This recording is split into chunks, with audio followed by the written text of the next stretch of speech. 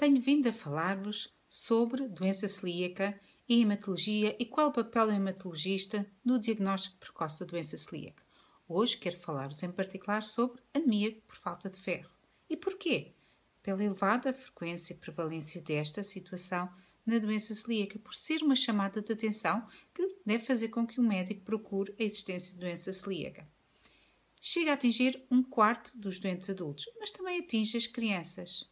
Como é que o hematologista, como é que o médico no geral suspeita da existência de anemia por falta de ferro? Bem, olhar para o hemograma verifica que existe baixa de hemoglobina. Aí, anemia. A hemoglobina é a proteína transportadora de oxigênio que existe nos glóbulos vermelhos.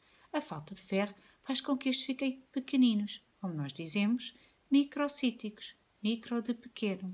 A lâmina são células muito pálidas pela falta de hemoglobina e de volume globular médio de diâmetro diminuído.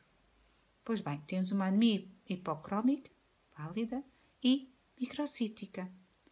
O doente apresenta-se muitas vezes cansado, podendo levar a sintomas cognitivos como irritabilidade ou mesmo a prostração, aquela sensação de falta de memória. A astenia é marcada. O doente pode inclusivamente ter apetite por algo estranho. Sim, areia, por exemplo. É estranho, não é? Chama-se o síndrome de Pica. Podem haver lesões no canto dos lábios, a quelite, alterações nas unhas quebradiças, cabelo quebradiço, são outras das manifestações. As mucosas estão descoradas, sim, é assim que fazemos na prática clínica. E se não aparecer um vermelho bem rosadinho, então aí há anemia. Pois bem, estes são achados laboratoriais, mas outros também podem apontar para a anemia por falta de ferro. Não é só o ferro no sangue que está baixo. Outros marcadores existem, nomeadamente uma proteína chamada ferritina. É a proteína que armazena no fígado o ferro. No entanto, se esta não estiver baixa, a saturação de transferrina se baixa, deve também fazer-nos pensar em anemia ferropénica. E porquê? Porque a ferritina tem um duplo papel. Não é só uma proteína de armazenamento do ferro e que nos faz chamar a atenção para a presença ou ausência de maior ou menor ferro no organismo. Não. É uma proteína de fase aguda. É uma proteína inflamatória. Logo, se há um doente, por exemplo, com uma simples infecção, esta pode estar aumentada.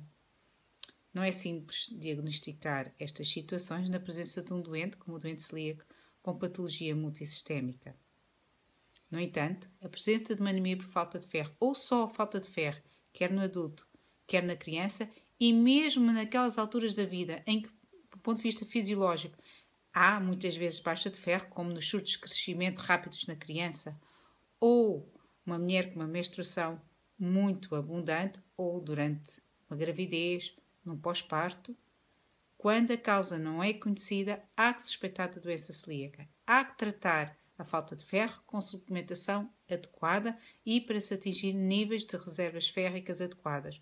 O ferro é necessário não só para o transporte do oxigênio, mas também do ponto de vista cognitivo e múltiplas outras funções, como coenzima, no nosso organismo. É na doença celíaca também fundamental para a correta cicatrização do intestino lesado pela ingestão de glúten. Por isso, fiquem alerta, a doença celíaca não justifica de todo todas as anemias por falta de ferro, mas na presença de uma anemia por falta de ferro, com ou sem outros sintomas que nos façam suspeitar da presença de doença celíaca, há que pensar nesta doença. Há que diagnosticar a doença celíaca precocemente, pois as suas consequências a médio e longo prazo podem ser graves. Alerta, fiquem conscientes da existência dela, falem com os vossos médicos sobre esta situação, caso a tenham.